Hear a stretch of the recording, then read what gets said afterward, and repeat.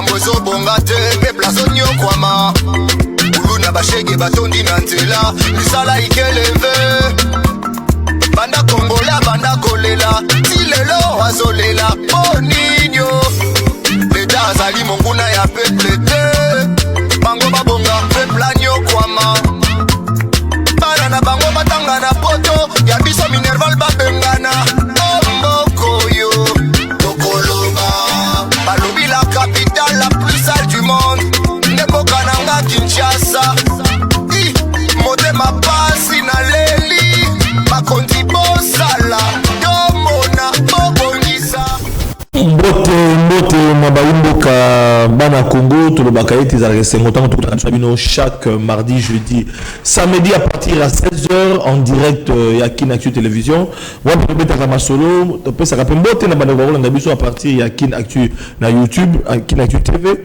Vous allez kolanda biso ya solo na mikile bapaya po ete bopesa lokumu na parlement populaire plénière na biso poko lelo tokobeta 7 na discours ya mokonzi mboka bobi ete azalaki liboso ya ba député na ba sénateur pona kopesa discours na ye na o itali bilan to viba ya ne balobaka ngo ete zali devoir constitutionnel o singaka na mokonzi mboka chaque fin de l'année aleka alobela ba congolais les cas qui par rapport à makanisi na ye ya projet na ye ya projet de société na ye etambola ki wapite wapi etambola ki po ete masolo ya solo evanda po ete ko ekende liboso de la qui deuxième fois à ça exercice wana pour bobi ete na décembre passé aleka ki liboso ya ba député na ba sénateur wana bureau ya mabunda ezalaki Alexis Tambemamba kasi ya lelo bandeko banandimo na mboka afeti sekedi aleki liboso ya ba député na ba sénateur kasi na bureau oyo ezali ko organiser élection ya nouveau bureau et sengeli kota ba bien bureau d'âge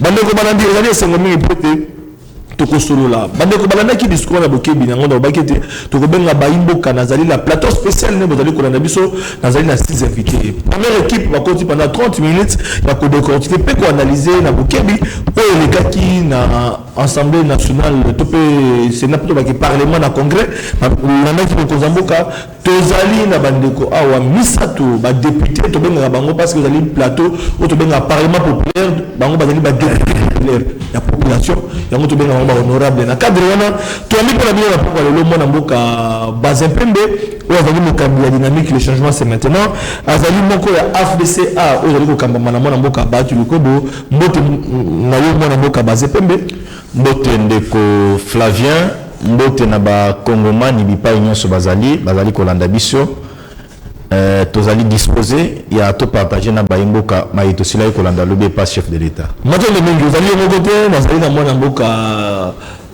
Jean-Louis Masimango oyo azali mokambi ya structure ya ba jeune ya bilenge o ba tchepenga piko pe ba teleni pe te ba défendre patrie mboka na bango donc mokambi na bango ezali mwana mboka Jean-Louis mokambi ya mouvement des jeunes kinois boyi malamu na plateau spécial tozaka na 30 minutes ya kopesa makanisi na bino na oyo lekaki mokolo lobi tolandaki ngo biso nyonso mokonzi ya mboka liboso ya ba député na ba sénateur. Merci beaucoup mwana mboka Flavien ezali esengo kozala suna etando ikona yo kasi na ko rappeler mwana lombango penza parce que ezali message ya ba kinois surtout à jeunesse to bisaki pasteur Godem Poyi Azali président de l'Assemblée provinciale, Sengeli Atala Makambo Itali terrain wana na niveau triomphal, il faut s'impliquer et puis Azala peut accompagner la bon communicateur parce que ça que tout temps bakombo il y a certains journalistes qui sont en train de se distinguer na qui chercheurs d'emploi auprès à bon politique en voulant les salir par rapport à Batio Salema sur terrain je crois Tolanda ki moko ya bazali proche na assemblée provinciale na biso koloba mabe pona mwana mboka o misala na sur terrain zo mona na lobi mwana mboka Gilwando esengeli ndeko wana dozena no mwa mukede parce que biso ezali kamba kubomba te oyebi biso tozali bato to sula na peuple ezali mwana mboka journaliste Lungila John Lungila exactement na bosana ki déjà na ngela lubaka John kombo na Lungile bande kubunga pe mwa mingi kasi azali proche na assemblée provinciale et sengeli pe ça la preuve ya bon sens ya kolinga mboka na yebité ba allégation na par rapport à mwana mboka Gilwando azui yango par rapport à considération ya maezole kana mutu na ye to par rapport ya ba action sur terrain o lelo bana mboka nyoso bazo betela maboko pe bazo kumisa. Merci beaucoup na banzi ete bande kwata kolanda sengeli oyi ba ete na otali Gilwando autaki kozwa ko décrocher 2 diplômes À partir il y a une institution université il y a la formation aux États-Unis donc et puis abimisa qui livre naie déjà oyo balaka qui on a communicateur naie donc le Congo d'après na banzi était na mikolo ya bokozora émission spéciale par rapport ya livre na mona mboka gilwando alobi nini to kolukato ba yango kasi na kosukisa to yambi mwana mboka José Kaniki ozali moko ya baimboka azali ko evrer na structure mususu politique où ils allaient soutenir mon amboka Fachi Béton ndenge bango babengaka donc bazali na RTD donc regroupement des démocrates Tshisekedi c'est son abouté RDT. Exactement, merci beaucoup Ndeko Flavien, ils ont toujours Singaponanga, il y a bien dans le peuple d'abord, émission au peuple de Landa, il y a solo tozali RDT Rassemblement des démocrates tshisekidistes, il y a solo lobby na lomba on a roloba. Le RDT et ça qui n'est-ce pas, il y a qui l'utile plutôt à l'agréable, c'est-à-dire avant que Mokozi Mboka a ça la discours à la nation, eh ben, puis surtout kutana gina nous na église au babengi Christ roi et c'est quoi puis Tshisekedi c'est RDT. Vous venez ensemble là. Oui, pour nani tokenai ko sambela, tokenai ko fait ko rendre grâce, action de grâce na tata et père Nzambe na biso. Wapi lobby déjà, n'est-ce pas loleki lundi, plutôt mardi lobby, normalement le fait est Tshisekedi d'heureuse mémoire. Alingaka kokisa 88 ans d'âge. Alors, en cette qualité-là, na posa ya kotalisa o nyoso le fait Etienne Tshisekedi a mis là le peuple congolais, c'est-à-dire lutte pour la liberté, la façon de flatter mon konzambo kalwa union sacrée fungoli porte faut mon konzambo katala banani bazali na alors RTD zoko bundanga pour être balaka bolingo na bango solidarité na bango na mon konzambo pour bozo ba poste parce que comme ba guerre de position Ndeko Flavien il faut organiser maximum moment pour kondo Etienne Tshisekedi pour ko 88 ans mais tout ce bungi sa kondo Etienne Tshisekedi oyo bato belé ba kanisa kité mais biso yokate tellement que biso ça ba bouliste tobi que non en fait quelle bonne coïncidence, c'est-à-dire Tomel qu'on mettre en valeur c'est tant qui a rendu des services à la population congolaise, c'est-à-dire le fait Etienne Tshisekedi et ça guerre et positionnement parce que tous a déjà permis dans mon congé RDT et que la manière na tata mon congé Félix Tshisekedi mais comme n'est-ce pas incompatibilité ezalaka toujours par rapport à la mibeko ya mboka na biso eh ben Sylvain Mutombo pas Sylvain Mutombo alors sur la thèse Sylvain yebi ngana pangi nanga ngana benga ye warrior ngana benga mais pas comme ministre ya bosana micro oyo dit pas comme ministre mais ane kapasi mususu mais tant azara ministre était azara micro Ndeko Flavien comme c'est là un message Ndeko nanga yi na politique ba bon tant on est bon wana akomi ko luka Ndeko Flavien et tant que porte-parole merci beaucoup il y a RDT voilà en tout cas na ko komisa message discours à Mokonzamboka dans 2 minutes parce que on déjà 2 minutes à kolobela na lombango na lobabo Mokonzamboka liboso ya ba député na ba sénateur to kila lombango bande komisu ba lobby était Mokonzamboka lobby le côté donc il y a des discours créé chapelet d'intention qu'on rêve comme moi lobby mais bah cause là 2 ans sali 0 aux yeux des moutons bloqués tilelo rien ne marche bah fonctionnaire bah foutre madame mouté donc aux hommes qui passe ils ont bah qui ça courant na mai passe mon konzambo bah ça ba discours futuriste na lobby boy mon conseiller Ndeko Flavien mon konzambo quand a discours na ye à lobby azaki serein mon konzambo a relevé qui bah point positif na ba point négatif bonde leader azalaka leader azalaka te oyo ayeli boso ya peuple congolais bandi koloba nyonso simbi nyonso zaki rose nyonso en tout cas zaki elekaki na bolamu nyonso te un bon leader un vrai leader doit reconnaître que abeti des ya mabe kande le peuple de bon lombango qu'est-ce que ça dans lombango philosophie na lobi boye alobaki boye alobaki oyo ya bien alobaki makambo neti ya gratuité alobaki makambo neti ya santé par rapport à Covid-19 par rapport à Ebola alobaki pe par rapport ya sécurité mais de l'autre côté pe a relevaki exactement mais voilà pourquoi le peuple congolais a sepela naé parce que nous n'avons pas un président de la République mythomane nous avons plutôt un président de la République qui sait faire la part des choses voilà pourquoi Mokonzi Mboka Zaki serein en réalité tout part aussi du discours de 6 minutes. Donc, Mokonzi Mboka a relevé qui déjà dans le discours à 6 minutes. Et puis, tout le monde a discours après consultation 32 minutes. Et puis, à tout ici, donc, Fitiri, c'est là. Donc, on va passer là, on va bien c'est ma union sacrée parce que discours mon Konzamboka région n'a pas au moins il a c'est mon Konzamboka le bizarre. Mon Konzamboka a un discours futuriste était, mais mon Konzamboka plutôt a zolo baboye. Il faut ba réforme. Ndeko Flavien, le peuple congolais. Voilà donc c'est pas une raison. Na lobby boye. Mais les réformes eza et loko ya failli lutter. Tout le monde dans ces pays a dit que non, il faut une réforme pour la sécurité. Merci. Il faut une réforme dans la niveau spécial Torozonga na yo toujours solo là. Voilà. Moi na mboka basé pembe mon copain bandeko oyo bakumisaka Fachi Béton basé pembe mokambi ya structure les changements c'est maintenant.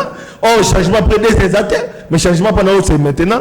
Alors mokonzamo kali boso ba député ozalaki wana yo pozalaki wana parce que na monaki yo ozalaki wana na parlement olandaki discours mais même question mokonzamo ka a rêvé Congo alobe mais ça beti 2 ans azo ba kutika ça beti 2 ans alors passe ba Congo le conseil la mokoloni kaka discours futuriste oh union sacrée oh boy donc on risque pas ça failli raison hein. Donc Flavien, effectivement, j'avais aussi reçu l'invitation. N'était pas Tonyon Sobasila et Kozwa. Bazin. Il peut appeler ça une invitation. Donc Flavien, c'est un Congolais va comprendre. J'allais en dire ma hauteur. Et ça, le Congolais, le à comprendre que outil opposé Mutuna Moko, ils allaient très pertinente à question. 2 ans, oui, 2 ans, ils allaient qui 2 ans Moko y a gâché. Le chef de l'État lui-même, à cela il faut reconnaître à mon discours il y a 6 minutes. Que 2 ans ils allaient qui akataki coalition oui abomaki coalition ceux qui n'a aucun aussi les sables oui 2 ans ils allaient qui a mabé parce que tous tant que tous coalisés na bande qu'on a vu sur FCC objectif ils allaient qui bien-être et à peuple congolais pas pour nous satisfaire un individu c'est pour satisfaire le pays na ba secteur union surtout santé éducation soldats à la vie à Malonga, policiers à la vie à Malonga, Congolais à la vie à aisance, et les jeunes aussi vont se retrouver dans le discours à chef de l'État parce que pendant la campagne, on sait que non, il va travailler avec une nouvelle classe politique, reconfiguration et la classe politique congolaise de Flavien. Ça c'est un fait. Il y a mis balé au Congolais, le président de la République a dit que c'est glorifié dès que non a commissi Congolais dans l'étape mon vie. Il a reconnu que nous avons aujourd'hui la gratuité de l'enseignement. Les lots, tous en bon terme, nos partenaires, Nabiso et Apoto, donc la diplomatie. Les lots, nous avons une guerre à l'Est, où il est en train de se battre pour notre Kimia et Zonga na Est, Nabiso Mboka. Et pour Naba avenir à lobby, il est en train d'innover. Na classe na nini était tout ça la école moko ya ba formation ba soda pour na ba biloko. Oui, que le banque ça qui ba tobele école militaire. Oui. Na Congo, azolo kani bitumbana Rwanda. Mais c'est ma frontière au bakota ka minemo nekende donc so ba sakani ba kuta na penda donc na armée en solo. Oui, ndeko Flavien Sengeli bato ba Congolais to mais ça parce que nous sommes les lots envoyés par certains pays voisins et Sengeli bisopé la performance na biso échanger sur le plan diplomatique et puis to copier au ya Malonga et d'aller pas baninga et là comme sous congolais Sengeli a retenu que le chef de l'État reconnaît que non bande quoi c'est pas ça qui est tâche facile on a discours na ya lobby il a compris que ba humilier qui est makas.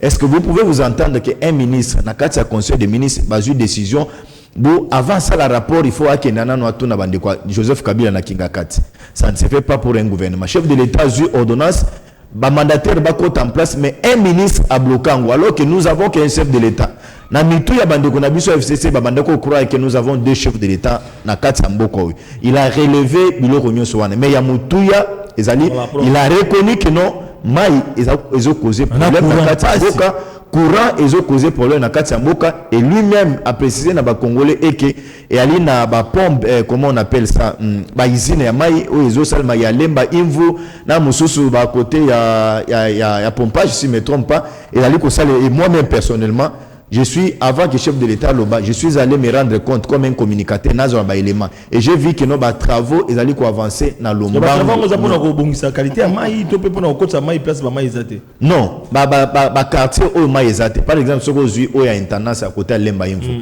ba parti nyoso wana e ko servir bango et puis e ko désengorger pe ba place mususu mai ezalaka te ba ko bandozwa mai. Donc le chef a reconnu que non, sérieusement il y a un problème. Mais pour nous retenir, j'ai compris que non, page ya FCC cash ils allaient déjà tourner. Maintenant là nous devons conjuguer bah effort en rapport avec le gouvernement d'Union nationale. Mais et là comme on dit Flavien, il y a moto il y a souligner Union nationale ils allaient berceau il y a banti valerté. parce que tozalaki côté mosusu oya na kati ya union nationale et ali koya kosécuriser bato te tomoni bato mosusu babenganaka bango na FCC ba mosusu babotona ba FCC ba AFDC toka baati medelo bakomi proche ya Félix toluka to bapema kamwana ndeko na ngai ntango ozosite AFDC po yoza wana oui parce que nga naza wana koyebisa ye ke non monsieur Modeste Bahati Lukwebo azali premier citoyen congolais oyo asila ko déclarer que non FCC na cache et c'est là il kolakisa ba limite nango c'était à tout prix le moment que non je sais pas yango men contentement ya Bahati pas travailler peut to lembate ndeko Flavien na koyebisa tikanga na selisa tikanga na selisa yo koma na place mokoni tikanga na selisa si ezali na ba terre politique ya makasi na kati ya mboko na top 5 ya ba poumon ya ba parti politique na kati ya mboko mwana mboka Bahati Lukwebo bazana kati pour preuve soko tali ba force politique okosité bande kwa PPRD to yebi comment bazwaki ba député to yebi comment AFDC na 40 ba député non ndeko Flavien toza la correct ya mwana ce n'est pas d'un revers de la main ndeko lobeng olinga obimisa ndeko Bahati na scène politique congolaise et pour chuter lobi wana c'est que on a un chef de l'état donc azalaki vraiment très tendu à comprendre que non maintenant là dans la charge dans 3 ans il s'est récupéré 3 ans on a pour été congolais à récupérer Oyezali Oyaye parce que nous avons délégation à pouvoir bisonde ba itome makaba politique place bazawana c'est que les pétos avaient devoir de vis-à-vis na retirer maloba olobe belé matondo mingi mais naza wana pona ko analyser spécialement discours à alors tant que ba jalo anoni samuti bana jalo samuti na ko ceux qui a bouqué le quota na ozana recadrer jalo zana maloba même discours merci beaucoup mon mboko donc vous allez écouter pour bazaro c'est là yo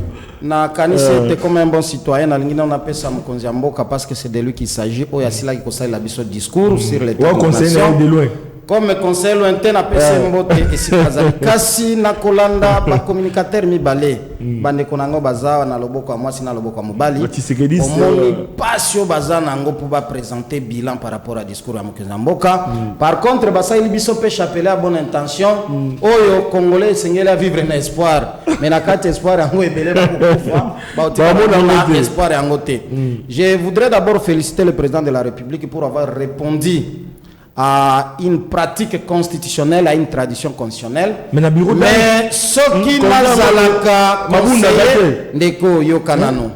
Ce qui n'a zalaka parmi les rédacteurs à discours wana. Ezali na makamususu na lingaki na ebisa bakome yango te mokonzi mboka atangela biso yango te. Pona nini ezana makamususu il fallait pas mokonzi mboka atanga parce que lorsqu'on est président de la République ezali poste moko ya prestige. Na koki kondimate président nangonga na linga makasi lokola Fati Beton qu'il passe devant les micros pour communiquer avec son peuple que il a été humilié. Ce qui déjà président de la République a il a été humilié. Ce qui déjà il a été humilié. Il y a des vocabulaires qu'il ne fallait pas mettre dans ce discours-là parce que ça nous met nous autres en danger. Ce qui déjà a humilié. Parce que le garant il y a mon cannabis et bon fonctionnement. Si déjà le garant est humilié, en plus forte raison il y a des konanga Flavien. En plus forte raison ngayoyo. Donc, na félicité mon Konziamboka d'abord pour ce courage-là. Et l'autre yami balé à part ba vocabulaire, ce qui ngana zala kanasia joana, parce que peut on dirait entourage yo kakato biso to yipsa ngo, jour wana discours el ngaki sale matin. Ezape na mikolo sengeli to le kisakango na méditation. Il est vrai c'est un devoir constitutionnel, mais par rapport à la situation ezana mboka, par rapport à makambozo le kanaeste, par rapport il y a ba différents discours. Mokonzi mboka auti kopesa parce que kobosa na te akopesa pe discours ya ve na discours ya ve a fait année akoloba isusu nini. C'est comme si toutes les questions sont déjà vidées. Donc pour ngai na koka kosenga na mokonzi mboka na eloko ya discours o ya état ya nation ya mbalo il ne fallait pas seulement parce que tout le monde a payé 30 jours mtsutsu et ça le matin pour des questions d'ordre non sécuritaire par rapport à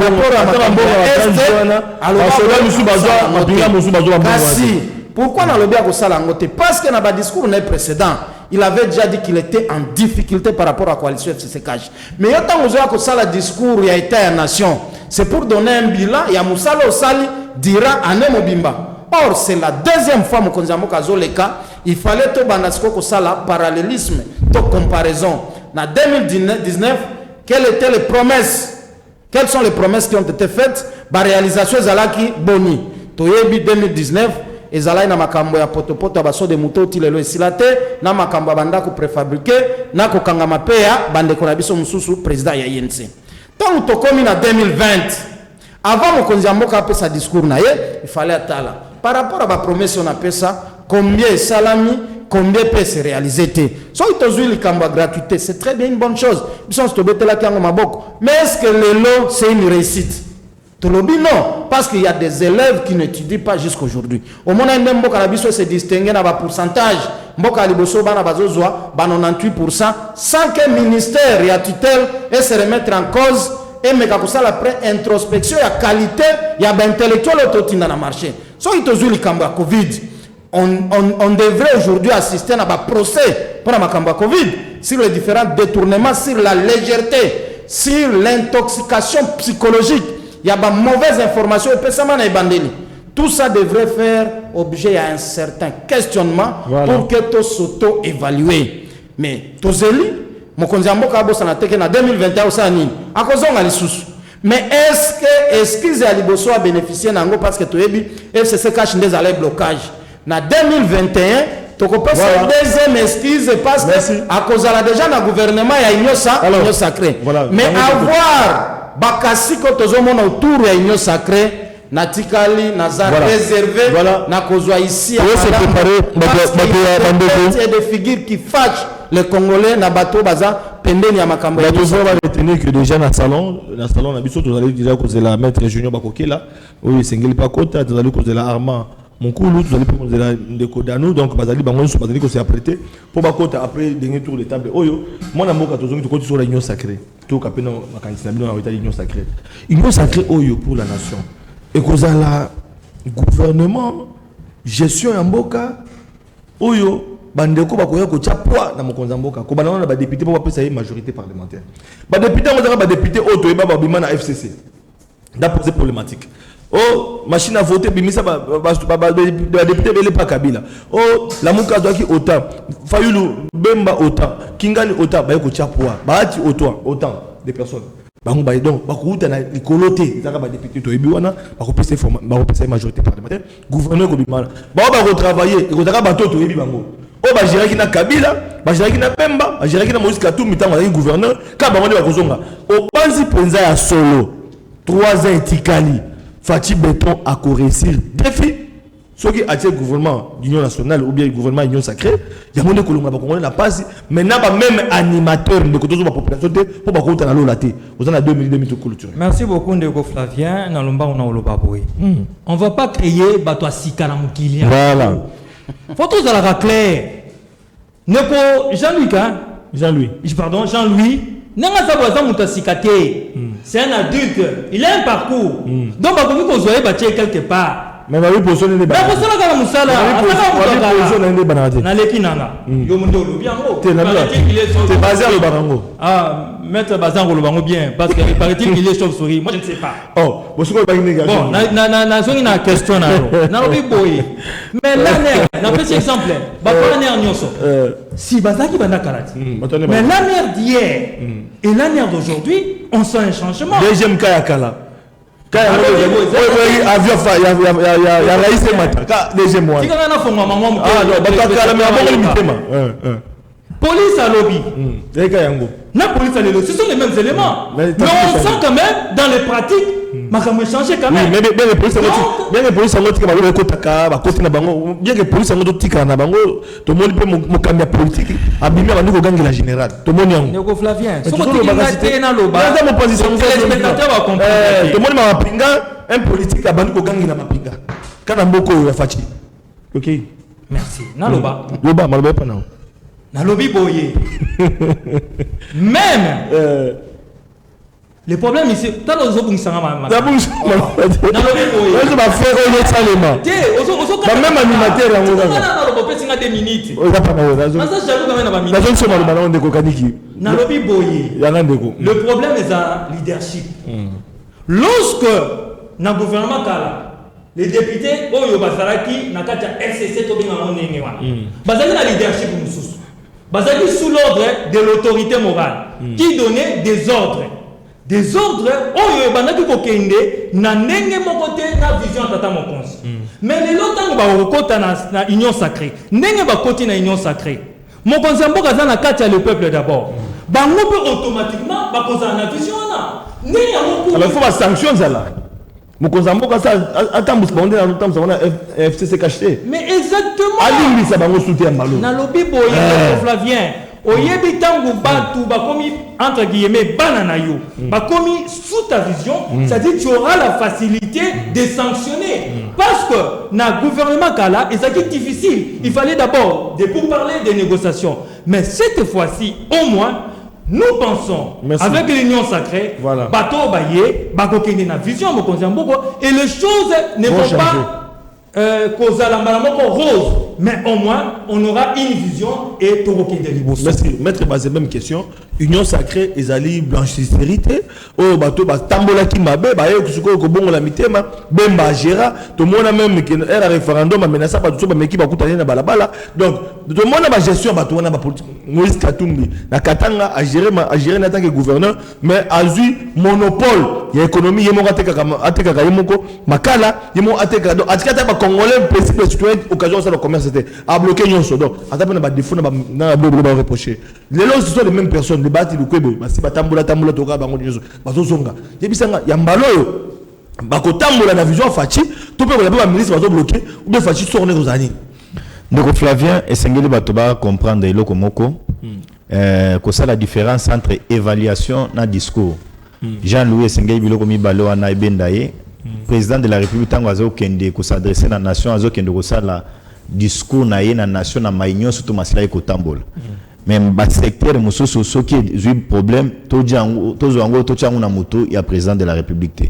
là il doit retenir cet aspect des choses là et là mususu o ba congolais esengeli ba comprendre et que nous avons 3 ans au etikali biso 2 ans que na uto lobawa et que na ngoka boye ya malonga congolais se retrouver na kati même le chef de l'état en est conscient il y a histoire wane que nous 2 ans et que kabo to tika na 3 ans to sali gouvernement d'union nationale aussi telenga bato belenyo surtout ningo cité bango ndeko Flavien est-ce que union sacrée ezali poubelle ya bato nyonso to basali ko sala mabe baya au service nation c'est là où il y a un problème là où biso nyonso singe tous à la vigilance moi je l'ai dit que maintenant là 3 ans etikali biso c'est que biso to changer na façon na biso ko communiquer to ko caresser ba ministre te quand ninga na lobaka ministre ya économie c'est une dame incompétente au service de la nation na lobaka ngo nani ndeko eteni longondo et sengeli ye atata au gouvernement zo ya bazongisa été comment vous pouvez vous imaginer moto azu mosola l'état bombaki yango pa na ye tant au cas ba menacer na lobino na ke zongisa mutu abongo ozo ayo ngisa yiso na gouvernement d'union nationale donc akoya ko servir mboka alors bisonde sengeli toza la vigilant voilà to le bec no oui concertation et salemaki to yabi bato nyonso on ne peut pas exclure moto quand le chef de l'état le bagage biso nyonso sengeli to travailler pour l'intérêt ya bien voilà est-ce que tant ozali koya na esprit ya ozo chop chop ka et servir bana na yo et servir mabota na yo ba copine na yo ozo na basi 5 au visiter la commune à Kisasa ou au visiter le surtout bon à l'état de Hoken. Donc bato bongo politique la bango zelaté. On a accepté de coaliser avec eux mais nous voulons voir l'intégrité na kati ya bato wana. Merci. Bande ko cité ba koma bato belé. Tozala na esprit ya ko exclure bato mosusu te. Ba paria bazala parmi bisoté. Mais là il y a réunir bato nyonso pour na reconjuguer ba ene. Lelo ba député bazali ko se laver, bazali ko laver image na bango parce que PPRD a joué en otage. Mais ils ont compris que non, les Congo doivent gagner. Il y a un nouveau bureau. PPRD a aligné. Bango va faire sa réforme. Mais ce qu'on se battit qui mutumo a gagné espoir na bango basé belé va voter. Na moni ke kuna ko sa pe mbilinga mbi. Ndeko Flavien yango nenga na ko yebisa bandeko ya cash ba oyo na selisa na ko yebisa bandeko ya cash ba oyo bazo komona installation à bureau et comme on était triomphal on était to gagner na nous FCC a prêt à vider ba compte bancaire na ye côté kata mapango bi ba constituer mutu muso na kati ya bureau to bete ndeko tamwa bazali ko vivre ngonga na ya suka akokende mais singeli nde biso bandeko to ko chef de l'état to yebisa ba député ke ba bozo mosoloté vous avez un devoir et la redevabilité. Totinda qui n'est pas place wana. Mais bino la 3 ans et seli. Au servir, vous l'avez image la bino. Soyez vos meki. Beaucoup à l'issue d'un béba. Donc tous à la prida parce que bah de quoi FCC bah donc le miso il y a des gars. Merci Jean-Louis. Comment on dit Flavien ndeko basé pour atikilanga maloba tikenga na passe yo commission journaliste ando lingo tika commission journaliste non na tikela maloba et bomi jeunesse na biso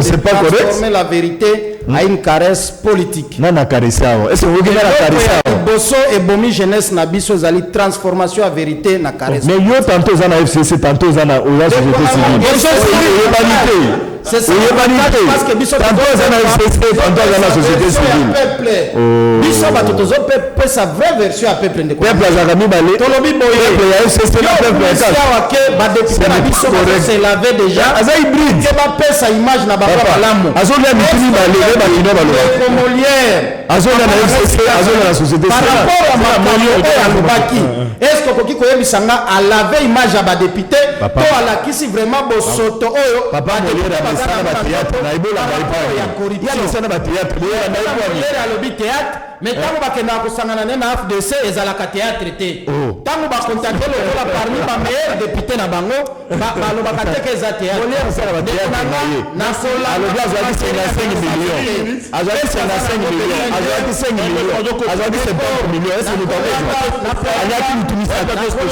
na kolanda makambo na te parce que vous voulez tromper la vigilance ya peuple nga na kosala na mokonzi ya mboka boye coalition wana nani union sacrée plutôt parce que coalition c'est kofi azwa tami kiungulu na kiungulu poussière kandele kaka mabanga itikalaka mabanga nde miyibi nyonso bato ba contribuer pe na kobeba ya mboka qui sont venus s'accrocher na élan na ye aya mabango ke ba célébrer aya mabango me batikala likolo ya kiungulu si nouvelle énergie à jeunesse ndenge konanga zo toka wa boye wana mboka baati azwa komona ya tinango pour que bango baya na mayele ya sika donc na sengi na mokonzi ya mboka conseil na ye la théorie ya théorie à Tami et pour les sa poussière ma balle est dans la likolo et kangama. Merci pour le message madame, merci beaucoup pour le message à Kimia.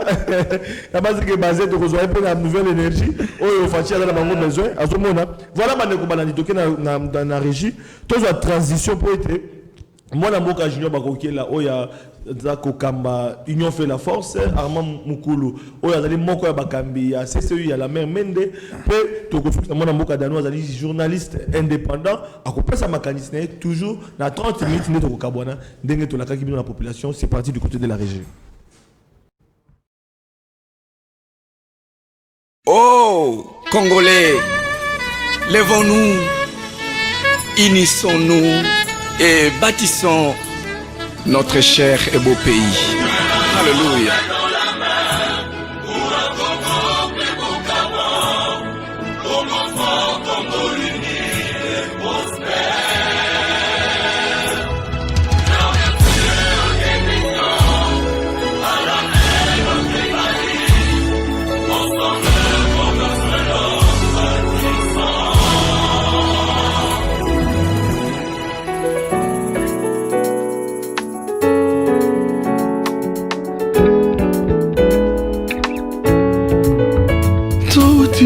Kabayama tokatisa bambonge bibale tala nzambe atelemi po asala tokanga ekuke na satan yodesi tozalaki loko makasi mpona bomoko tozalaka nango awa tokomi oboma bondeko bendela kongo nde ezokweya soboilelo oyo monguna kota apanza fondation totonga elongo kongo ya lelo esengilisanga topesa na maboko totonga elongo.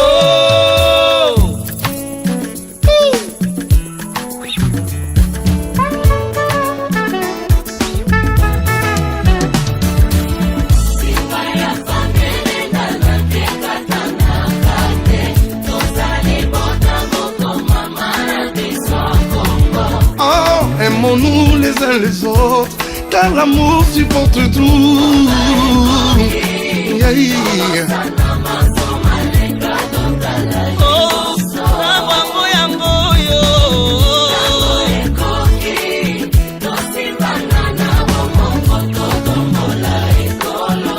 Congo, yeah. Bana ya Congo, kosana pona nini batoto ya Congo kukosana ni kwa nini?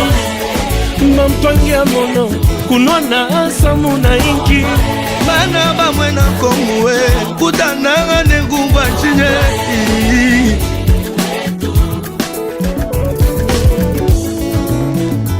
Congo Congo Mokananga Jésus Mboka nini boye Bayembela nzambe na nsala Mboka nini boye Balinga nzambe na milelo Kombo yo penza oza Shoya nzamba bomoi Mikasi tubu mati Bonde koliko na biloko ekoleka nango Il n'est jamais trop tard pour faire le bien Pour la Congo yanga na yo Na nesilite o Dans l'unité et l'amour Elongo toto Congo Sangisa Moyakanito Sangisa Mayele Pour l'avenir et le développement du Congo Congo Moluba Moussouaïli na Mongala Ah, Totonga Bolingo Bolingo Ebenda Kimia It is a time of reconciliation It is a time of unity Together we're stronger, better, greater Congo Et Mongo les uns les autres Car l'amour se porte tout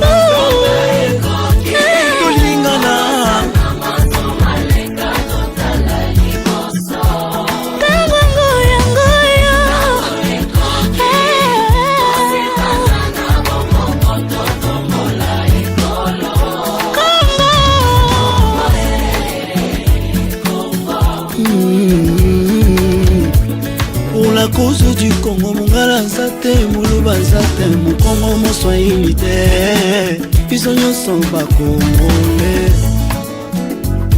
Nalibota Bananya. Merci la réalisation. Donc merci la réalisation. Ndenge to laka ki na bino ete to lali kokoba na pato na biso donc toyambi pour na bino mwana mboka Danu sengebo ba tazali journaliste indépendant boye malamu na plateau na biso spécial discours à Fachi na banzi ete ba panzi sango ba congolais ba imboka bazali ko représenter biso ba ko kapé masolo na yo makanisi na yo na o elekaki na congrès. Merci Ndeko Flavien pour l'invitation. On est là. Nous allons défendre toujours Congo. Merci beaucoup. Tozali na mwana mboka Armand Mokulu tulakaki bino ke tozala mwana mboka Armand Mokulu azali moko ya FCC pour to bakete to yambi ba bandeko ya cash AFDC boza ko kabango mais FCC to yambi na nute sengala ki akota et puis c'est ba ete azali moko ya ba imboka o bazali na kati ya parti politique ya la mère Mende Malanga voilà mwana mboka boye malamu na plateau na biso poko lelo. Merci Ndeko Flavien. Na ine sengo mingi ndenge tokutani susu na poko ya lelo na plateau na biso ya plénière o tolobelaka ekolo mais kasi yambona pesa malobe pa Ndeko Flavien. Ndeko Flavien so yot on pesa malobe pa na ngai te nazo yebisa ba yimbo ah d'accord yambona pesa malobe pa Ndeko Flavien nazo sela maloba nazo lingana na saluer initiative ya rencontre ya Jean-Pierre Lacroix azali chargé ya mission ya Monisco A na RDC ba uta kokuta na bakambi na biso ya FCC na mona ki pe ba sola ki pe na bakambi ya Lamuka na ya mo ba structure rebelle parce que vous savez nous sommes dans un moment où ça demande kimia ezala crise eza munene na mboka ba ko suba bipo ko na vrai dialogue o ina mo conciliation facile mais dialogue c'est salema na saluer rencontre wana et puis surtout présence ya mwana mboka bienvenue Liota oyo nazo pese mbote sika zali parce que moni ayi mutu moko ayi elenge mais ayi elenge na sagesse moni il faut to promouvoir même ba nouvelle énergie na kati FCC yango monto yi parmi bato tozo ba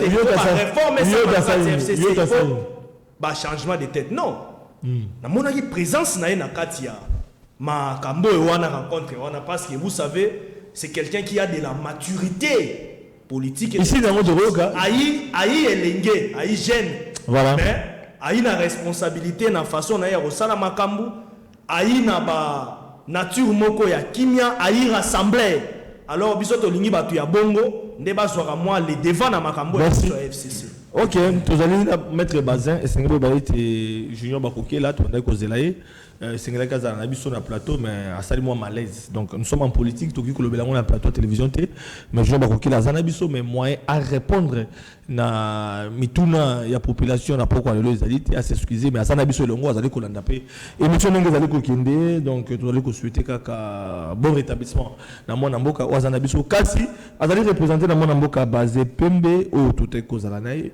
pour essayer de baïter parmi ba piliers oyo bazali ko bunda pour te union sacrée vanda ezali mona mboka bati le ko bazali parmi bandeko bati coup de pouce na mokonza mboka essayer de baïter Jean-Pierre Bemba également essayer de baïter mona mboka Moïse Katumbi bazali parmi batoyo bati coup de pouce na mona mboka Fachi yango to bagete po ekozala na ba réaction na ba analyse ekosenga ke moko ya bango azali ko représenter soit Moïse Katumbi azali ko représenter soit Jean-Pierre Bemba to bati le kwebo na ndenge ya formation politique pas bango ba individu mais na kata ba recrutement na bango na ba vision pour na continuer mona mboka Félix Tshisekedi lokola mona mboka basé zaki na biso to sengi article na biso pour to si sana émission na beauté boye biso malamu pour to continuer. Ndeko Flavien nazali ko réitérer la salutation na ngai par congolais puis nazali ko saluer bandeko tous na dans le plateau et je suis aussi de cœur avec mon frère à moi, un frère vraiment Nissa Ndeko Junior Bakokela. Bon ça arrive hein tozo le bébélé moi ba bébélé na moto. C'est tout à fait la responsabilité d'État. La télé, les plateaux comme Matsavo qui ça, donc il faut, si ça va pas, ça va pas. Alors, dans nous, on pense à Sango. Hollanda qui vraiment discours à Fachi. Naïbité, est-ce que discours on a pour Nayo, il y a des discours moko couper espoir. Naba Congolais au bagno quoi mis 2 ans il y a gestion en Fachi. Est-ce que Bako doit handicapé tes lobby union sacrée ou Ekoya? Ndenge Fachi a relevé qui va faille na ba réussite et que lobby a solo penza ko pesa lobby ko na ba congolais pour to continuer mozindo ya débat mbala moko. Merci Ndeko Flavien na lingina yibisa bayimbo ka baza kolanda biso pona ngai na monelo ka malonga oyibimi na ngwe pa mokonza mboka te parce que oya lobby déjà to yoka kango. Eloko ya sika ezali lisusu mais nazala ina salon na banaye kolanda ba mete basé na banaye kolanda bandiko na biso mete basé alobi na munoko na yinga iti alobi baizini ya mai ezali ko salema mokonza mboka alobi ya réside zo babiloko ezali ko salema ebele pona kobongisa mai ngana mi lobiloko moko oui mais mokonza mboka nani oyo alobaki ke FCC bandaki ko bloquer nani oyo alobaki ke FCC bandaki ko bloquer est-ce que baizini oyo bopesi mbongo oyo bopesi pona mai et ça les magi na gouvernement oh FCC ezalaki te pona wana blocage ezalaki te parce que bimi na munoko na ngai te bimi na mokonza mboka ke baizini ezali ko salema permettre bazai ko confirmer ngai nazalaki e bango bazalaki na premier pato naza ko lobelaka na baimboka bayi politique ba comprendre yango na lobby est-ce que baizini oyo mokonza mboka lobaki e bandaki ko salema apesi de yambongo za ko salema mette bazai ko confirmer yango FCC bandani bazalaki ba ministre nani azali premier ministre ya FCC wana blocage ezate lelo yo na ba mai na ba izini mbongo ba pesi blocage ezate kaka na makamuso ndiza blocage yango na monike na kati ya discours ya mokonza mboka bosolo pour musimbo ezate ngana ni bana mokonza mboka alo hai bako ye azali neti chauffeur azali comme mamutuka ata mbuteyage ata mbula ana kiti na yazala kaka yimoko afanda kana motote mais ça le biloko msute chauffeur ko iko sala c'est pour dire qu'ako lala te na vola balala ka te so kala ya bomisi bato oso komba jibu mkonza mboka akola mapena vola te afana biloko msu akola mapena avant ya lo bango il faut pas contrôler on va il faut contrôler le lème là 7 fois il faut batanga discours na 1001 fois ça attend na qui n'attend pas comparatif absolu c'est pas superlatif avant ya tanga discours na yi foyer bana lobaki discours lobaki blocage et là sali ya kabana na FCC ça blocage bon ba biloko ya lobi kana mingi teza ko salima ngape na ke pris lui avec un tant que journaliste qui a d'aller union sacrée de Gota a autant union sacrée lobi en tant que journaliste d'investigation après ça qui kala mingi te mama sango peza ko londa na ba mois de max masango ko kitata be ko 500 francs de qui ça elle est là maki mbongo ane bibaki bana na gouvernement ane FCC le saut de mouton peut ah saut de mouton ça aussi là oh il quand même oh ils allaient comprendre qu'on a aussi là ils allaient comprendre fêter la bataille de mouton dans le but on t'es fêter dans t'es bah le t'es fêter dans t'es ici là t'es ici là mais non il y a aussi ça il y a un habit que saut de mouton côté que la gagne les avant mais c'est pas petit financement attends c'est lui en janvier il a financé après bonne année attends max donc fêter la bataille oui aussi ça mouton c'était ah on est ça ils ont oublié de prendre une photo car on les dit montre ba kanyo selfie et ça embouteillage ce que je mets ba comme c'est gouverneur ville à Kinshasa pas si ça embouteillage ça sur le moto te alors ça va chemin ka koksi on ka ai dit que chemin ka koksi ndemo si ça embouteillage sur le moto te on est photo ba solo c'est pour dire que na mitali et otali discours ko Nzamboka na makambo ya lobaki auti ko lobaka la mingi te ça presque mo makambo ko chef c'est comme si mais on est un ballon à Betty Bombe chef de l'état qui dit que je suis humilié mais non pourquoi fait bah à numéro 1 à Congo on biso ba toza on biso ba toza na mo ba faire ma bangombe soko fongoli yango tene sebe moni bangombe bafandi be onyoso bangombe ranga on ko na mboka sazo kitane ko pandili atala kabisa be onyoso bilanga c'est pour il y a numéro 1 et ça na bilo mususu ngai na ko lo bango ya ko lo bango te azali humilié pa nani tunda akasenda mikaka suka kya oya sala ki netse humilié akosuki wapi il peut le dire ce qu'a fait na batu na yeba masa na yeba uti discours état de la nation la discours état de la nation mais n'a parlé du peuple donc c'est raté pour moi c'est un fiasco même oui c'est un fiasco aucun autre pegnati ba pesi mukoza mboka tani abeta ngo shulibanda tozo ki ndeko kabila lo barate ya banjelo ba mingi makomo ça sube même beaucoup de muto lo bagane mingi te oui pour lo ba mingi de beti banda la bimu no ko lo ba mingi de sumuka azo lo ba ebele mais ya ko lo bebele ya ko sala ngote atu ba zai kana ba digital lo ba ki boy ya ngala lo bi libabe na biso libabe pour chiter libabe na biso na Congo toza ko za ba konzi ya mabe baza ko lo ba ebele baza ko sala te il faut que les chefs bato baza ko lo ba qui baza ko travailler pour qui mais bien il faut travailler peu mais bien on doit travailler belé mais mabe merci pour la nuance donc voilà on rappelle FCC par exemple ba muké mais ba travailler mabe ba ko ba nyako le ba voilà qui mais baza travailler ba le belé baza travailler peu belé ba travailler mabe ya on to senga mkonza mboka oyo a travailler na muké ba travailler bien c'est pour que ne asimbaki gratuité auto comme mekarangote na état de droit biloko mibale fasimba kawana akena okawana chiso la bonne état de droit yango autres la bilongi mais yango akomo simba kimi chiso de mutoti asimba kiso de mutoti asimba biso bilanga asimba biso jina mai tala mete bazalo choluba asimba belé na baboko état de droit fana de o mete bazalo ministre par pour je mete bazalo ministre économie asa ministre sur bato baibité mais asa ministre ya nini ya DPS auta poto mais asa au travail avec les gens objectif qui valeur à accompagner tout asa ko travail ministre ya santé asa ministre wapi monga covid quand c'était travail mabe oui mais bazo reconnaître yango mais asa ko mo kozambo bango ne faut pas qu'il état de droit état de droit ne fait mesure bango ah d'accord voilà ndeko ozo commencer ni mambe bele mwana mboka ama mukuru malobeza pa na malobeza pa na hote oui, merci beaucoup.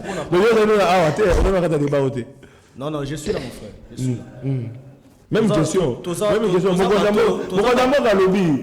le discours à 6 minutes, qui est bien à FCC, des bandits, santé FCC, d'abord, Joseph Kabila Kolo, ils ont exil. Non. Ils ont des réseaux sociaux. Les réseaux sociaux, ils ont recadré information parce que vous avez dit, mon FCC. ezali kolobama nazo tuna mituna na po ete bato oyo baza kolanda baluzwa mwa kimia Joseph Kabila pena bato balingaka ye mais tant zo baba bongo zo déranger bato mosusu mais to moni na FCC muto atako recadrer ngote ya lobi ete ndeko Joseph Kabila akena exil ko banda kolezi babia kine libela akozonga soki ngati te atiki fachi beto sa musala non ndeko il faut na rappeler na lelo moko ndeko Joseph Kabila yi congolais le rôle ndeko Félix Tshisekedi président de la République bayi bango mibale ba congolais Fati ayi congolais qui doit lokola nga ndenge na rappela rango et puis le président honoraire P Joseph Kabila ayi congolais des problèmes d'humain et zalarana politique mais ça ne veut pas dire c'est ba bras de fer politique et salut soit ba problème d'humain soit ba problème à repositionnement to ya positionnement ndeko sala été et kotanakati entre le président de la République et l'ancien président. Je ne pense pas. Je ne crois pas aussi que le président de la République actuelle a un moro boye contre Ndegonaye Kabila. Je ne crois pas. Mais la politique, c'est une question de bras de fer. Ça existe partout au monde entier. Et Zalara. Kolukana, conquête à pouvoir, c'est ça la politique. Mais les Doma et Zalara étaient politiques au Wana. Même Bolukani, Bozuyango, Bosa et l'année Kolo. Les Doma et la rannée intérêt à alors, discours à Mokozambo. Voilà. Le chef de l'État Yakala, Joseph Kablesika Kei, Ake Kotambola, Ake tout, Ake Pekomona Baninga Mosuso Bayalara Kuna. Aïpe mutazo appelle mon pépé. Famille n'a pas pas d'aller. Aïpe mutazo la famille na ye bandeko na ye. Moi ligomba na ye pe AFC ça mususu na bandeko mususu pe. Asa pa ta moi sondage populaire. Pour aïpe ya kala. Ata la pe nini oyo. Et kendaki malamu te nini oyo bandeko mususu ya province ba limito ça. Et puis il faut ta la message na ye. Batumi bandeko zela Joseph Kabila ndo le roi Joseph Kabila. Agoyo le message mo ba affrontement, il y a confrontation. Non. Il a lancé un message de paix. Alors, il y a la ligne Kimia. Kimia, Moka, Ezana Kimia. Na yekota la bino. Donc, quand il y a un discours politique, na yekota la bino, na mona bino kala, na linga bino mingi, boli la Kimia. Maman Olive, que je salue, peut kota zali. Moi, je mini maman Olive, maman Yabana, parce que maman Olive, a une maman, oyo sala mingi ya malamu pona ba Congolais. Azo sala ngo sans retour. Azo sala yango lokola otobara. Lokola la souci. Denis Nyakiro la souci. Balobi social mingi azo sala. Azo ko ba ko sala. Balobi ayata na litonga mo te la batisité. Na pesa mo litongo kota ayali. Zamba batela ye. Odo pa micro. Le papa. Babi maman Denis Nyakiro pas sala quand même. Oui mais ata ko ngai na mona kate na zakapela bango te na lingomba pe ba ya vai journaliste ba accompagner kaite na ko ngana musika na mona pe dans place pe sala. Non mais nga pe na za pa ba communicateur maman Olivité mais na lobela kae. Ah mais nga na habité mais na zo parce que tozo qui la kambeza bo mutu nyonso ko sa likambo ezo ke ne pour l'intérêt peuple il faut to appuyer ki de liboso. C'est ça ce que nous devons faire. Mais maman Olive quand même impact tes alliés visibles. Maman Olive impact tes alliés visibles depuis anda mo utakala. Azo le mbata zo kenega. Alors ce qui maman na biso président Denis Nyakiro Tshisekedi il pas zo sala yango a continue nzela wana. Alors discours facile. Discours ya Mokonza Mboka d'abord constitutionnellement parlant et il doit n'aller pas ça la discours wana. Constitutionnellement parlant et il doit n'aller pas ça la discours wana. C'est tout à fait normal. Aya à ça la discours, à ça la bilan, il y a Nema Kota qui n'a pouvoir pendant une année tout construit ainsi de suite. C'est tout à fait normal, c'est constitutionnel. Mais quand il faut sur ça la analyse systémique, il y a contenu un discours. C'est là où maintenant moi je vais beaucoup plus. Analyse systémique. Le président de la République a fait un discours d'impression. Pourquoi il a fait un discours d'impression? Le président de la République a voulu impressionner le monde entier. Le président de la République n'a pas fait un discours où il fallait qu'il y ait une proposition. Parce que nous sommes en pleine crise. Tu vois, il y a le président on a tous à mingi. Il y a une proposition. Il y a sorti de crise. Alors, il y a un tabet en cara. Nazela qui est dans mon condiambo parce que elle a consulté ma point saillant dans quatre discours. Mon condiambo il ne fera pas mettre à CT et si quand le bagage m'a dit contre Nini Makamba corruption, il fera pas mettre à PCT le ndema ming na Makamba tout ça à l'Assemblée nationale. 15 000 $ américains, député non soit ju. Pour battre Zobaka union sacrée. 15 000 $ américains fois 189, ça fait combien? Plus Jeep TX, ça fait combien? Nyonso wana pona Holanda nini bazo benda batu bakende na soupe ntaba neza ezaka lengi mais soupe ntaba pe sila et sila rappel aux oignons pe fufu aux oignons matembe. Alors il faut faire beaucoup d'attention. Mingi ezaka na banganda nde ba ndoto ino de ba soupe ba débauchage et yelo mabe mais biso to kamwe na état de droit ba beta les députés la motivation ils ont organisé ça même sous bâtiment politique quand on a basé à opérer sous bâtiment politique après ça on sous bâtiment juridique mais corruption on a ça nous consommons ka beta c'était ma casse de loko kimbo motambola dit le président de la République a organisé to abenga li sous ba 6 ya malamu o ni maki e chapa tu nyonso autour d'une même table o ni maki cha FCC et là que tu as des commissions pe ba hyper bien inquiétude donc sur la toile ba ni to ko sala pona ko na biso parce que tout ça sur la tente ya ko bana ko zonga ba violation et salamaka nous avons consommé Nous avons dit oui, nous FCC, tout ça la sportivité à Makambo et l'Assemblée nationale. Au moins même bureau et ça on a provisoire. Au moins c'est le FCC. Mais au moins il nous tamboso. Moi l'Assemblée nationale comme je vais vous chasser si vous continuez à déranger. Je ne peux pas ici continuer avec les indisciplinés. Il faisait allusion à tout le monde. Alors il était au cash, au FCC non. C'est ça aussi l'élégance en politique. FCC a consommé un mot. Mais la toute une question, est-ce que son quel va de qu'on a bis oh pour ya ngabwana mususu. Et là on est quoi là qui va moi mon assemblée nationale ngatu mama moto. Incendie moi ngatu mama. Merci. Assemblée nationale tumba moto. Merci la personne. Merci. Biso to lobi boy. Na moment où tozali to na moment très sensible ya mboka na biso. Conseil sa gouvernement même qu'on a mon gouvernement, ce n'est pas un problème, et ça va prérogative na ya chef de l'état. Et ça problème merci.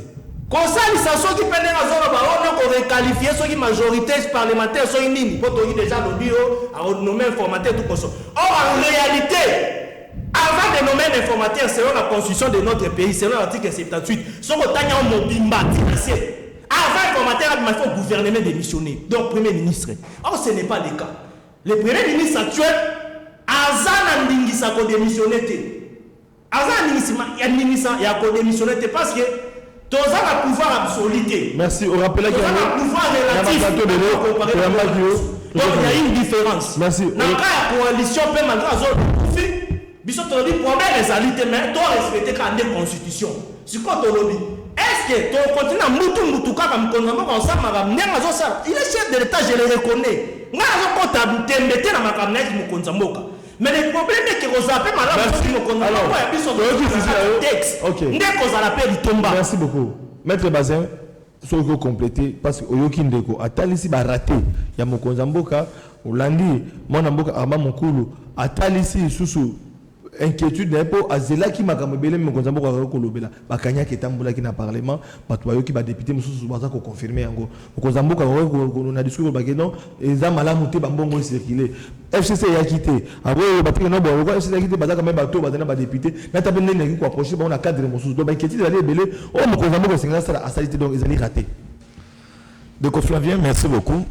Franchement ceux qui pendant que l'émission mon quoi téléphone ya kufungwama ba congolais balinga ba s'en prendre dans le matériel makasi nande konanga la fungoli téléphone té toza na studio mais façon nazo mona ye alinita alinga pumbwa makolo maboko mais je n'ai même pas retenu et le ya lobi dans l'ingina yebisa nande konanga tu sais dans ces pays toza na constitution moko ezali clair droit ya opposition peut ezali reconnu na carte ya constitution wana. Mais il y a 2 ans, il y a Félix. Bisso Baïto qui soutenait Félix. Nous nous sommes fait par opposants à dénoncer Maïma Kolekanakati au gouvernement. Et le chef de l'État reconnaît que nos 2 ans, Ezaki a gâché. Qui allait faire ce travail-là? Il y a un bino, Bosunga Bisso en opposition, Bino va Bisso à la Mouka. Aux amoutons à la Mouka, mais il y a la casquette, il y a.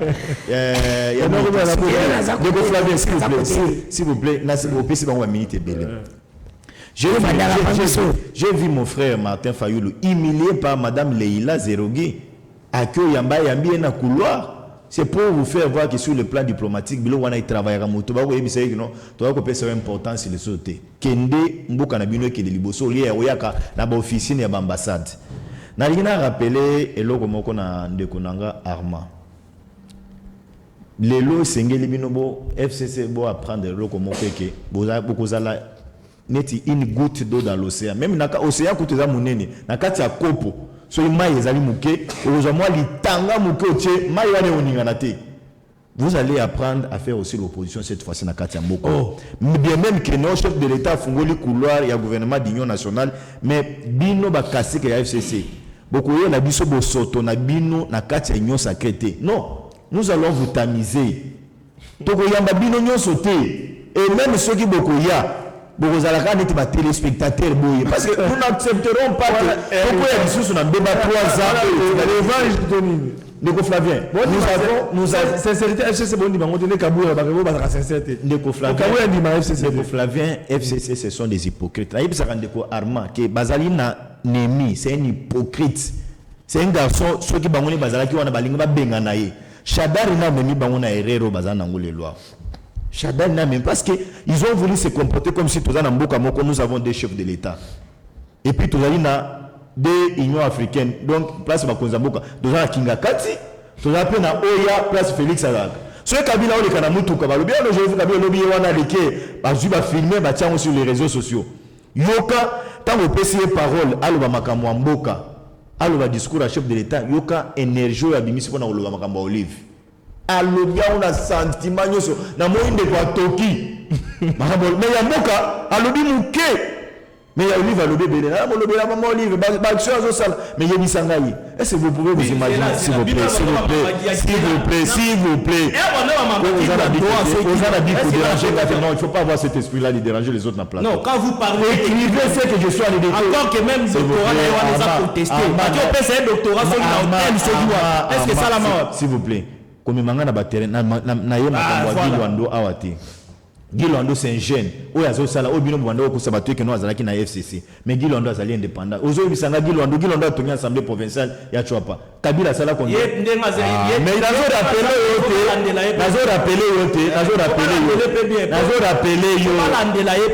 rappeler Lwando azotonga. Azo sala lelo ba forage. Combien de forage Kabila tika? Kabila azala ba voisin na ina kinga. Combien de forage asali bango? Merci. Na linga ya Guy Lwando te. Na rappeler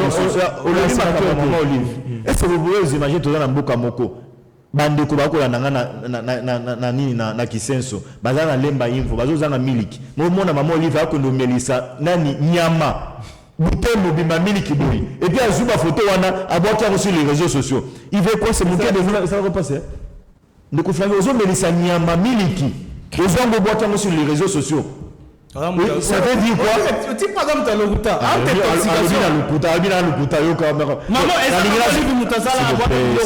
S'il vous plaît. S'il vous plaît. De refléter basé pour conclure mission na bina bali na discours na bozo malobate na baza lobaki de mingi na ke na discours à chef de na lobaki mingi ta au deuxième plateau na na ba élément musu ya sika on a la biloko na lobela kité de ko Flavien je reviens sur na mesa awa pour na oyebisa ba congolais que non lelo moi je ne peux pas venir na plateau à télévision na lobé que non président de la République Tangwazaki Maloba na discours na ye que il a dit que non tout est parfait dans la République démocratique du Congo. Le président Félix l'a reconnu nommément que tout n'a pas bien marché. Pourquoi? Il a fait confiance dans la coalition, mais la coalition est qui pour servir la nation. Maintenant, là, nous tournons la page. Voilà. 3 ans, Tikalibiso, bateau-nous. Boya Pebino Batoala, Mouka Boya Pena proposition Malonga. Bango Pene Bako proposition sur Bako rejoindre Bino, Boya Pena proposition Malonga. Tant que le bec besoin kota balabala. Bossa la marche. Pour soutenir bien la marche la Bino, mais Boya na proposition Malamo pour l'été Congo et gagné. Soldat à se retrouver, infirmier à se retrouver. Chers amis, tous à la conscience que non, nous avons perdu 2 ans. Il y a pas mal à offrir. Alors on a bénéficié de mon côté. Pour nous souci ça parce qu'il y a des tous les tablettes, tout comme dans ce qu'on 2 minutes, Bino Balé. Injustice. Rien n'a marché. La 3 il faut passer une chance. La chance de fatiguer. Pour le Flavien, ma pesa la chance na moto azana intention ya usala malamu. Oh, volonté Fatigué. Mette basé. Mette basé. Mette basé bina za mutala muka. Et la muka yango ana pe komi para bango. La muko esalaki ke kabunda longwa. Pe la muko esalaki ke mabunda Janine ato alongwa. O esalaki kabunda longwa. Yango pe esalaki Janine mabunda sani. La muko zolo banga zara la muka me pona sepela jeune netinga. Pe na pouvoir. La muko lui na sala na chaîne mbemba. Na tous les deux chaînes mbemba ngala za journaliste kuna. C'est pour dire que non, le voilà na obi la muka ngali pour soutenir. C'est pour ngala soutenir ba individu tenga soutenir ba valeur. C'est na commune parce que c'est que ils sont moi et vous aussi on peut être. Moi je serai comme eux. Ngana koza la teko yibi mbongo no pesi ngana lekina TV na défendre je ne le ferai jamais ça. Ngana na comme appelle tu papa molé. Na ça fait 15 000 wana. Abi 55 000. C'était 15 000. Abi ça fait quoi? 55 000. Na belo ça fait 10 pour wana. Tenga oyo pesi na sala te. Na dina le belo mzoro binde ko habite onde ko kabila batwando sala. Batwando ko yamande ko kabila kuna tika. Peuple te. Batonde ko kabila comme si ba patron. Ko ba mama ndeko kabila te. Mais la couleur s'il plaît. Ba plaît wapi? bato yenda komiti ba patone bakendo ya mai pepe congolais ke wana pepe congolais aoki mambangu la population wana bato netioka bato ya komisaki pa bahati oya komisaki ba pato pa bahati ba deso ba benda ki wana bongo bato ya mai et que le peuple congolais azo peuple congolais azo la population peuple congolais suffit akoya mandiko et là comme la mandiko kabila sali biso za moko tunangani ko reconnaître que comme voter après 5 ans voilà tu te boya ngoto zandoki mais to glissa qui attends glissement mais faut qu'on reconnaisse et tu ndeko fati attends que ne handicapé mais gratuité et ça y est mtatanga l'application il faut ton dibai tout ça n'a pas valeur attends que ne otenga mais faut qu'on dibai attention de monter aussi en 2023 mais faut qu'on dibai c'est pour ça oh comment la sous de monter le bakaka pour terminer ndeko baza le bio maman Denise ayisi baba ayisi de le bio maman il va ça coller ça mbwa biliki o batata ba voisine baza kolala nzala nga pe na bisi mete baze nga pe na bisi mete baze bongo maman Denise restaurant ya Kennedy na Dubai alisi ba congolais plan mo ya ngombe na $1000 c'est combien ils aiment beaucoup ba vidéo Dubai ba congolais na ba on comme na $1000 na plan mo ya ngombe ce qui n'est pas vidéo miliki ko za na ngo la mususu $10 mais plan mo na zigla mo $1000 $7 $1000 ya Dubai tout le stade Daniel intéressant. Tout d'abord, on y balait. Baza va répondre. C'est dit que non, nous voulons tout simplement pour terminer. Merci beaucoup. Quand nous venons à la télévision, on ne vient pas pour faire la comédie. On vient tout simplement pour donner les éléments palpables. C'est pour dire quoi. Souci la mission Zali. Souci la mission Zali. Pardon. Souci la cité. Souci la mission Zali. Okonzamboka a travaillé bien. Netingai na sengi na 2 ans utikali. Na 3 etikala simbaka biloko mibale courant na mai mususu c'est que bongi toko pesa chance na 2023 ala na bato mususu mais je te retiens pour le jeudi la population a noté avec moi que ndeko nanga basé on a lingaka mingi azana communication to benga ya intoxication et ce n'est pas bon communication des orientations la population a noté aussi avec moi que ndeko nanga Dadou azana molima ki mutema mabe molimo ya nyonso mabe azobamaka misusu ao même ye moko se rendre compte que ce n'est pas bon là été accueilli tout le monde a vu les images bon on a dit triomphalisme on a ndenge bayambaki vraiment et puis botalaki même message na ndeko gila no pas accueilli na chopa alors na lobi boy era kendeki na lobi boy ndeko Flavien tozoloba union sacrée oui les termes est bon union sacrée mais il faut total la sikoyo nende likambu yango ya lisanga yango ezo se former est-ce que nenge bazo constituer yango et vous en litomba malamu toté to se poser question c'est ça non pourquoi non parce que batumi ba ke lelo ba katana ngambu bazo landa chop chop misusu FC ba kebele liyawo akei tikana loba misusu ba ke na chop chop misusu bazo ke presque amona ke nomba musala ba dossier moko boye vete justice ako ba na fungola na mike kuna na ke bata misusu pe bazo mona isusu ba osala nini te na vie so ratikali chemin mais il y a une autre vie tu peux ou ne plus être ministre comme le sénateur a vie ba moi ça ke faut kaka ba continuer kaka ba sala kaka misusu ba kota te alors wana zolo ba boye so qui le chef de l'état osama ramna yango ya union sacrée wana zo nga sala aye ba pe ko sala sélection exactement pour toi azala ba député na abutika FCS ayebo autant même parcours n'a été passé n'a été malamment retiré et puis est-ce que bango nyonso kuna c'est là où maintenant vous allez voir il y aura un problème bisonne to pesa ki otosaike o créer union sacrée bisonne to sai ko créer union sacrée alors comme bisonne to sai ko créer union sacrée il faut pas qu'on pèse ce pouvoir so pèse le pouvoir te ba balkire ça ne ba balkire et on sala ka ba balkire voilà bisonne to sai ke on a député o créer union sacrée alors so ko pia pouvoir te ba ni ko nyon ba ni ko nyon avec président sénat ça sera ça et vous allons dans le pays on doit recomposer notre façon de voir les choses on a demandé de 10 15 minutes 1 minute na plateau. C'est pas beaucoup de malobotiki. Voilà, on termine avec vous. Voilà, on a dépassé les 15 minutes. C'est pas correct. Merci. On termine avec vous. Ndeko Flavien, Nalina rassuré. Tu as fait des plateaux, ça lit des plateaux. Nalina rassuré que Union Sacrée Zanite Poubelle Nabino FCCT Obo créé ba A B B B. Oh le bazo oh papa, Zala discipliné. Zala discipliné. C'est une plateforme. Nalina Zala discipliné. Ah c'est FCC le bino bwana pouvoir. C'est pas correct. Non mais dès ton dit la personne maloba discipliné non. Voilà, to comme la souda ba la personne de maloba, mais la maloba mon poser maloba. Ndeko Flavien Nalina na rassuré que FCC Zali Poubelle. Union Sacrée. Tu es indiscipliné. Bon, la 4e émission.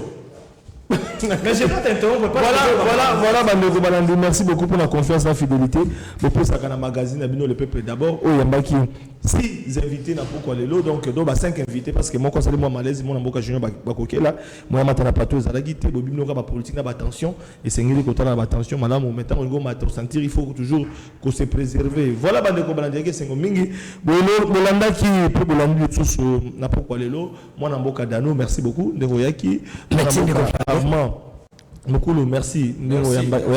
Moi, Namboka basé, puis Mbassali, deux plateaux. Non, c'est Ndeko Flavien. Voilà.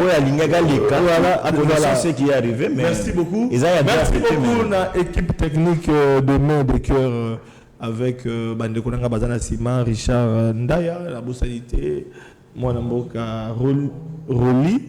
Voilà, merci beaucoup. Nabo Sanité Patient. Merci Augustin. Attends que ma vidéo Augustin ezo ko makanango te tout zelaka ngo Augustin na base ya mbalo to ko déclarer on a plateau te. Merci beaucoup. Na bande kono so ba ko kolanda Kina Actu Télévision. Faites toujours confiance la chaîne Nabino surtout pour la fidélité. Il y a pas programme au Bolandaka to ba Nabino était 2021. Donc même la programme Asika Makambo Asika boza la brancher parce que beaucoup monde appelle habillage Asika Makambo bele ko changer. Merci beaucoup na bande konyo sur Bolanda Kibiso rediffusion ce soir même à 21h Bolanda Biso. Prochain rendez-vous Kutana jeudi na 16h en direct pour na kobeta masolo ya mboka et puis samedi pourquoi pas et puis na baitando mosusu. Tokutani na bandeko, merci beaucoup na Serge Makoso na côté à réalisation TP technique. Tokutani lobby na invité mosusu pour kolem na bota na bino.